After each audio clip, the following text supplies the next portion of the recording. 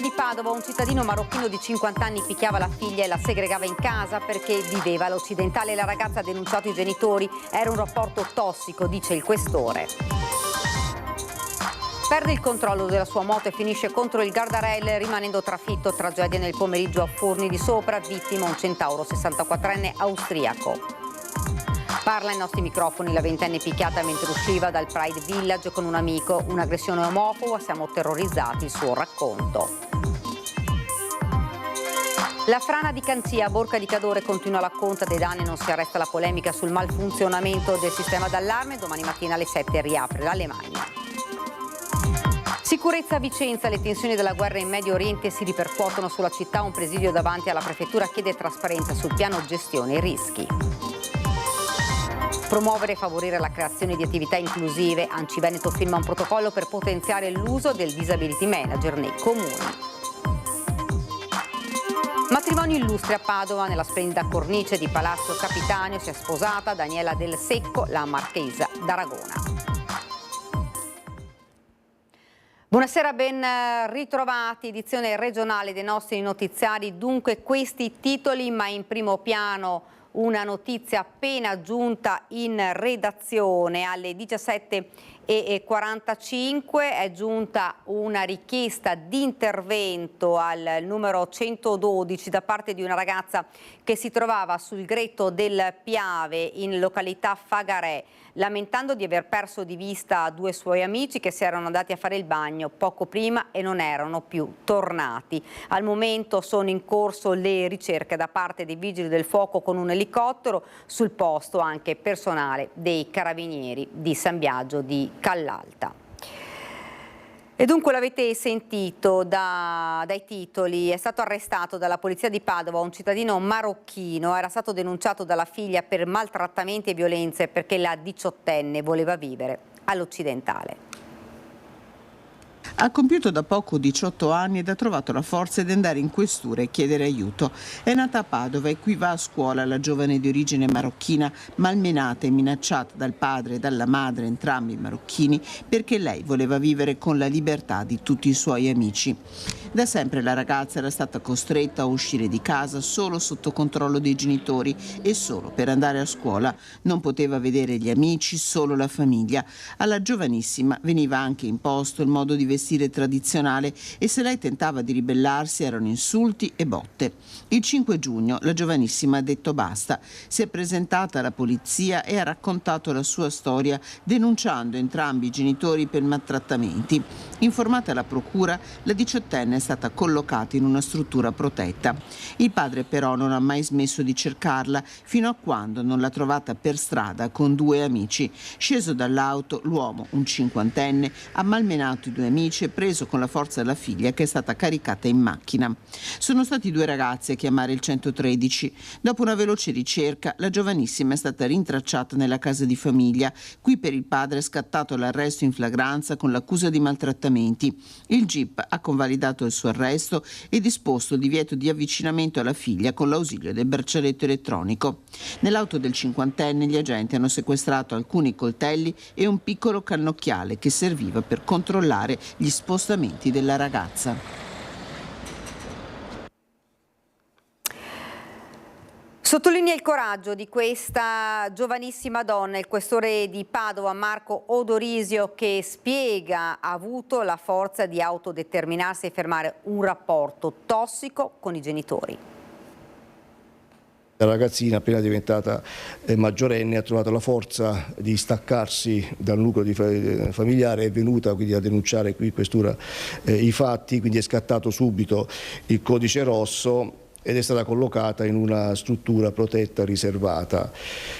La seconda parte della vicenda è l'ostinazione da parte del padre che addirittura, è il caso di dire, pedinando un'amica della figlia con la quale si sarebbe dovuta incontrare, è riuscita a rintracciarla, a intervenire anche qui con condotte aggressive. È una storia questa ripeto, che deve far riflettere per due aspetti. Uno, ripeto, la volontà e il rispetto verso questa ragazzina che ha trovato la forza di autodeterminarsi sul come voler vivere la propria vita. La stessa è riuscita a interrompere questa spirale, questo circolo della violenza, dove purtroppo, se non lo si interrompe in tempo utile, può anche avere il suo triste epilogo.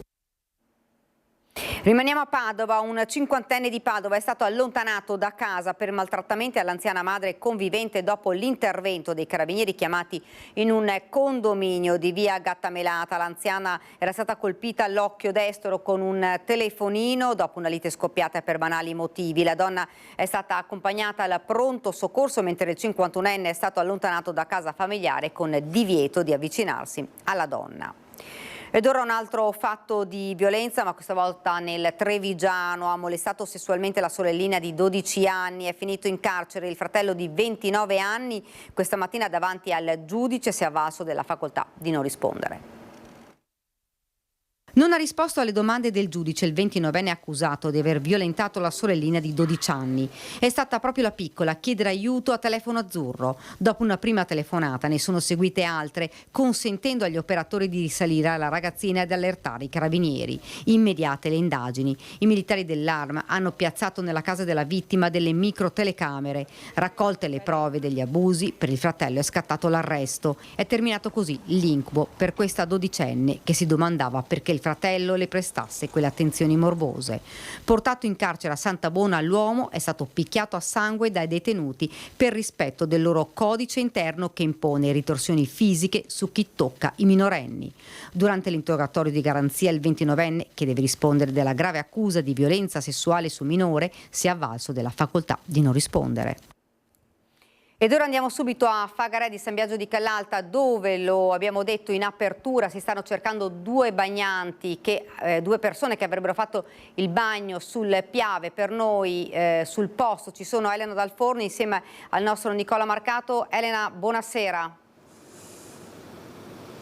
Buonasera Daniela, purtroppo devo aprire il nostro collegamento con una notizia tragica. Vedete forse alle mie spalle, lo può inquadrare Nicola Marcato, c'è un lenzuolo bianco a terra. Siamo arrivati proprio quando i vigili del fuoco stavano facendo riemergere dalle acque probabilmente un corpo di uno dei due giovani che si stanno cercando. L'allarme è arrivato da parte di questa ragazza alle 17:45, ha allertato i vigili del fuoco perché non vedeva tornare dal bagno i suoi due amici con i quali era venuta a fare a prendere un po' di fresco sul greto del Piave. Siamo ovviamente anche qui in attesa di notizie. Chiaramente i carabinieri non vogliono rilasciare dichiarazioni, però stiamo vedendo appunto i vigili del fuoco lavorare alacremente per cercare anche l'altro ragazzo che al momento risulta ancora disperso. Come vedete purtroppo quel lenzuolo bianco significa che lì sotto c'è purtroppo il corpo di un ragazzo. Su questo io ti restituirei la linea e poi ci sentiamo nei telegiornali successivi per gli ulteriori aggiornamenti. Grazie davvero a Elena Dalforno. Purtroppo notizia che non avremmo mai voluto dare. Uno dei due ragazzi che si stavano cercando è stato ritrovato, avete visto, purtroppo senza vita, il lenzuolo sul greto del Piave. Ora le speranze che venga trovato in vita il secondo giovane. Come vi avevo detto, a dare l'allarme un'amica che era con loro, che li ha visti gettarsi sulle acque del Piave e poi non tornare più. Arriva e quindi ha dato l'allarme. Dunque torneremo ovviamente a parlare di questa tragedia nel corso dei nostri telegiornali. Ora andiamo avanti e ci spostiamo perché è un motociclista austriaco di 64 anni, Helmut Zorek, originario di Villacco, è deceduto a seguito delle gravi ferite riportate nel violento impatto con le barriere di protezione lungo l'ascesa che da Fondi di Sopra porta al passo della Mauria. Per cause in corso di accertamento, il Centauro in prossimità di una curva ha perso il controllo del mezzo, centrando la protezione metallica rimanendo infilzato mentre la moto è è finita nella scarpata sottostante. L'uomo è morto sul colpo, inutili tentativi di soccorso da parte del personale infermieristico sanitario sul posto per quanto riguarda di competenze i vigili del fuoco. Una volta ottenuto il nulla osta da parte del magistrato di turno, la salma è stata trasportata all'obitorio dell'ospedale di Tolmezzo, dove è stata ricomposta. E dramma questa mattina al Lido, sulla spiaggia libera dell'ex ospedale al mare. Un uomo si è sentito male, ma nonostante i soccorsi tempestivi per lui non c'è stato nulla da fare.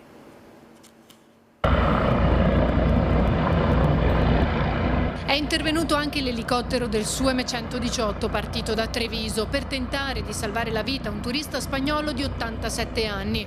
Colto da un malore poco dopo le 10 mentre si bagnava sul tratto di arenile del Lido a San Nicolò, di fronte all'ex ospedale al mare. Non appena è atterrato sulla spiaggia, i medici hanno iniziato immediatamente le manovre di rianimazione, ma per il turista in vacanza con la moglie, che gli è sempre rimasta accanto, non c'è stato nulla da fare. I sanitari hanno continuato a lungo senza però riuscire a riattivare risposte sul paziente steso a terra, fino a quando non hanno potuto fare altro che constatarne il decesso. Sconvolti i bagnanti veneziani e turisti che hanno assistito alla scena e che hanno sperato fino all'ultimo che l'uomo si riprendesse. Sul posto sono giunti anche gli agenti della Polizia Locale di Venezia in servizio di sicurezza sulle spiagge. Non ce l'ha fatta Roberto Sangiovanni, il ventenne ricoverato da 5 giorni all'ospedale di Mestre dopo il gravissimo incidente in moto avvenuto lo scorso 12 giugno lungo la Noalese a Stigliano di Santa Maria di Sala. Mentre proseguiva verso Padova, la sua moto si è scontrata con un'auto che proveniva dalla laterale via Tintoretto. Le sue condizioni da subito molto gravi sono peggiorate, non c'è stato nulla da fare, ora si attende il via libera della magistratura per la data dei funerali. Il racconto ai nostri microfoni della ventenne picchiata all'uscita del Pride Village insieme ad un amico vittime di un'aggressione omofoba. Le indagini dei carabinieri che stanno visionando le immagini delle telecamere di sorveglianza della zona. Io e il mio migliore amico siamo usciti dal Padova Pride Village verso le 4, intorno alle 4 di mattina, e c'erano un gruppo di ragazzi, una decina di ragazzi lì fuori che erano fermi lì, e nel momento in cui siamo usciti ci hanno iniziato a urlare al mio amico e gli hanno tirato 2 pugni, mentre che dicevano questa offesa, gli hanno tirato 2 pugni sulla mascella, sul lato sinistro. Io subito mi sono messa davanti a lui per difenderlo e una ragazza è venuta verso di me dicendomi calmati, calmati, devi svegliarti. Mi ha tirato 2 sberle in faccia, graffiandomi anche il collo. Negli occhi ancora le immagini dell'aggressione subita la notte tra venerdì e sabato all'uscita del Pride Village a Padova. Preferisce restare anonima la 22enne padovana picchiata insieme ad un amico. Troppa la paura di incontrare chi senza motivo si è scagliato contro di loro. Un'aggressione omofoba con insulti pesanti. È stata un'aggressione omofoba, e tanto che quando la ragazza comunque si è avvicinata a me c'erano 2 ragazzi che cercavano comunque di togliermi insomma da questo mio amico, di spostarmi in modo tale che evidentemente volevano ferirlo ancora, e quindi sì, è proprio stata un'aggressione omofoba, e le sensazioni ancora oggi siamo entrambi turbati e spaventati. I 2 amici stavano chiamando un taxi per tornare a casa quando la banda di violenti li ha insultati e picchiati accanendosi sul 23enne. La ragazza ha cercato di difenderlo, ma è stata presa a schiaffi e graffiata. I carabinieri stanno vagliando le immagini delle telecamere di videosorveglianza della zona. I violenti sarebbero giovanissimi, un'aggressione che poteva avere conseguenze peggiori. Per fortuna un passante è intervenuto e ha aiutato i 2 amici. La speranza è che questo testimone possa farsi avanti con le forze dell'ordine per fornire dettagli utili a identificare gli aggressori. Siamo sempre usciti di notte, cioè nel senso non abbiamo mai avuto il timore. Adesso sicuramente l'ansia c'è, ma non vogliamo abbassarci a questa aggressione, non vogliamo abbassarci a queste persone che ci hanno colpito, e abbiamo voluto raccontarlo sia sui social che a voi, insomma, perché siamo stanchi di questa situazione. Non è la prima e purtroppo non sarà nemmeno l'ultima. Ed ora a Vicenza, le tensioni della guerra in Medio Oriente si ripercuotono sulla città. Un presidio di associazioni pacifiste davanti alla prefettura chiede trasparenza sul piano gestione rischi. Venti di guerra sempre più minacciosi nel Medio Oriente, con Israele che continua gli attacchi contro l'Iran e Teheran che risponde con ondate di missili ipersonici. Una guerra in cui gli Stati Uniti potrebbero essere a breve coinvolti direttamente. Il presidente Trump valuta l'attacco. Nel caso la Repubblica Islamica annuncia già ritorsioni. L'allerta terrorismo a livello Charlie per rischio imminente è scattato frequentemente anche a Vicenza, nelle 3 basi statunitensi attorno alle quali sono stati rafforzati i controlli. Una situazione che preoccupa in particolare il movimento pacifista berico, composto da 36 associazioni, che si è dato appuntamento davanti alla prefettura per sollecitare un incontro per chiedere trasparenza sulla situazione in città. Pensiamo che i cittadini abbiano diritto di sapere come stanno le cose, cosa c'è nelle basi, cosa si sta muovendo e se c'è un piano di sicurezza rivolto a tutta la cittadinanza. È chiaro che al prefetto noi non chiediamo risposte, ma chiediamo di trasmettere immediatamente, in tempi urgenti, questa necessità al governo ed alle autorità che sono preposte alla sicurezza dei cittadini. È l'UNESCO che lo chiede a gran voce e noi come cittadini siamo qua per sostenere questa iniziativa. Ci preoccupa molto il fatto che la nostra richiesta che abbiamo presentato al prefetto Romano ancora il 17 gennaio, siamo già a giugno e la risposta, l'incontro non è ancora arrivato. Quindi siamo qui per sollecitare il prefetto ad incontrarsi e per informare i cittadini di tutti i pericoli che la città sta correndo. Il piano gestione dei rischi richiesto dall'UNESCO va implementato per i civili e i monumenti, dicono le associazioni, per scongiurare possibili ritorsioni. A preoccupare la movimentazione sempre più frequente tra le basi di convogli militari che trasportano esplosivi, ma non solo. Io abito lungo la Riviera Berica, molto vicino, 2 chilometri da base Fontega, e a 7 km dalla base Pluto di Longare. Molto spesso passano convogli come questo, che era un convoglio veramente impressionante perché erano non meno di 10 di questi camion enormi americani carichi di questi container con il segnale di trasporto di armi pericolosi. All'interno delle caserme militari di Vicenza sono partite iniziative antiterrorismo organizzate con informazioni sui social, con esperti eccetera. Allora è una cosa ragionevole quella che viene fatta all'interno delle caserme militari americane. Quello che non è ragionevole dal nostro punto di vista è che queste cose non vengano fatte per noi cittadini italiani. Ed ora torniamo a parlare della frana di Cancia di Borca di Cadore. Da domani la statale 51 di Alemagna tornerà percorribile. Il ripristino della viabilità è previsto per le 7 del mattino.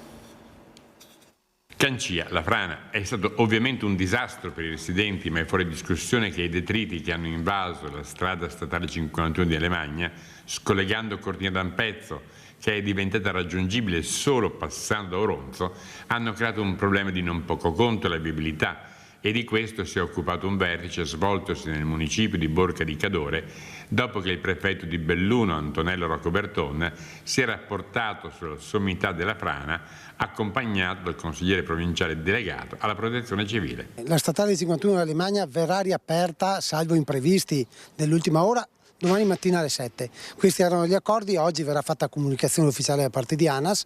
Comunque il giorno 19 alle 7 di mattina sarà aperta. Stanno tentando di svuotare il più possibile le case che sono fronte strada, perché nel momento in cui verrà riaperto il traffico in maniera normale, perché dopo possono passare tutti, a quel punto là c'è un problema di dove mettere il materiale e di come sgomberare il materiale dalle case fronte strada. La 51 verrà riaperta il 7 e ci sarà una procedura di allerta nel momento in cui c'è una colata in corso. Abbiamo 2 vedette. C'è pioggia prima.